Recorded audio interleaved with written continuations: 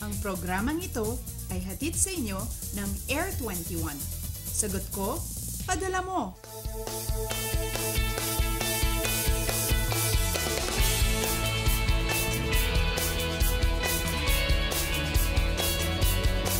Good morning, Pilipinas! Time check muna tayo. Ang Philippine Standard Time po natin ay alas 5 na po ng umaga. Kamusta na po kayong lahat? Gising na para di malate sa school o kaya naman ay sa opisina. Sulitin po natin ang bawat oras. Mas maagap, mas marami tayong magagawa. At kapag mas marami po tayong na-accomplish, mas magiging productive tayo, di ba? Ika nga nila, live life to the fullest. Kaya naman dapat wala talaga tayong sayanging pagkakataon. Huwag po kayo mag-alala dahil kaagapan nyo naman kami sa paggising ng maaga araw-araw. Live mula sa Pag-asa Weather and Forecasting Center. Ito po ang Panahon TV na mula Lunes hanggang Linggo, una maghatid sa inyo ng pinakabagong ulat panahon. Mapapanood kami via online streaming sa www.ptv.ph. Kasama niyo po ngayong Tuesday morning, September 23, 2014. Ako po ang inyong weather lover, Amor La Rosa.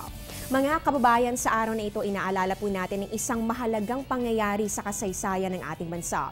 September 23, taong 1972, nang opisyal na maideklara ang martial law dito po yan sa Pilipinas. Noong September 21, nasa ilalim pa rin po tayo ng demokrasya at sa parehong petsa ay inilahad rin ni Senator Benigno Aquino Jr. ang kanyang final privilege speech sa Senado.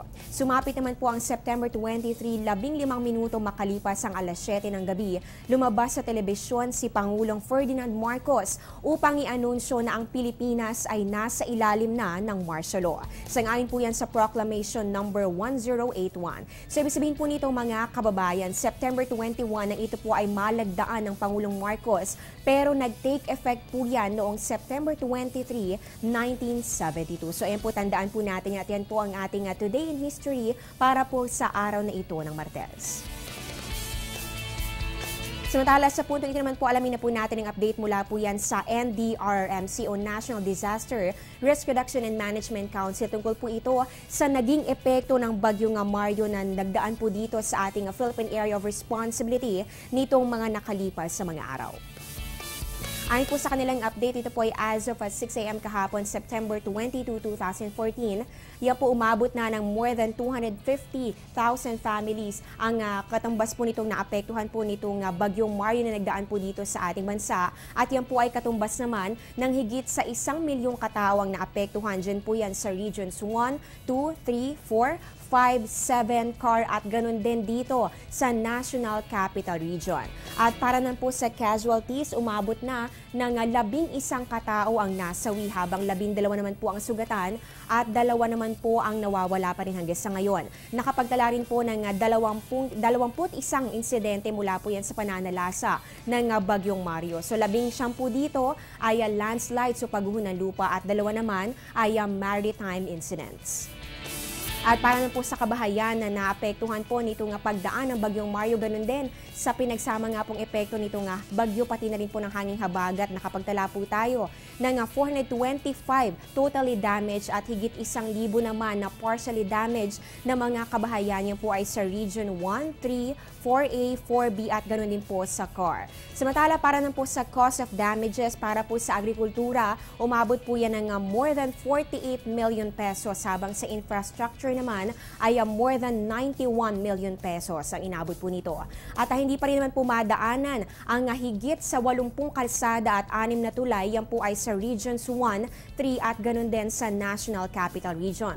Umabot naman po ng higit 300 na mga lugar na nakaranas ng pagbaha, dyan po yan sa Region 1, 3, 4 at ganun din sa National Capital Region. At para na po sa tulong na ipapaabot po natin sa ating mga kababayan na apektuhan ng bagyo at ganoon din po ng hanging habagat, ay ito nga po nagkaroon po ng cost of assistance. Yan po umabot na ng higit po yan sa 19 million pesos para po sa ating mga kababayan. So ayun po ang update mula po sa NDRRMC at patuloy po kayong tumutok dito lang po sa Panahon TV para po malaman po natin ang iba pang updates na kanilang pong ilalabas. At sa puntong ito, alamin na po natin anong oras nga kaya sisikat si Haring Araw. Para po sa ating sunrise, yan po ay 5:45 ng umaga at ang sunset po natin ay 5:51 ng hapon. Para naman sa ating moonrise, yan po ay 4:44 ng umaga at moonset po natin ay 5:09 p.m. At para naman po sa ating face of the moon, inaasahan po natin ang pagpapakita ng last quarter moon. Yan po ay bukas, araw po ng Miyerkules, September 24, 2014. Ibig sabihin po nito ay half illuminated po ang ating buwan. At yan nga po inaasahan po natin na ito pong new moon ay magdudulot po yan ng epekto sa ating pong tides. Kapag po meron po tayong ganitong face of the moon, inaasahan po natin na malakas po ang gravitational pull, kaya maaari po itong magkaroon ng mas mataas sa variations kapag meron po tayong high tide, at kapag naman po low tide ay mas mababa kesa po yan sa normal water level. Dahil napag-uusapan na rin po natin ang ating tides, ito na po ang tidal predictions courtesy of NAMRA. Ito po ay applicable lamang along Manila Bay. Ang high tide po natin dyan, aabot po ng 0.93 meters, yan po ay 9:27 ng umaga. At ang low tide po natin ay 0.24 meters, yan po ay 4:19 ng hapon. Magbabalik pa po ang Panahon TV pagkatapos ng ilang mga paalala.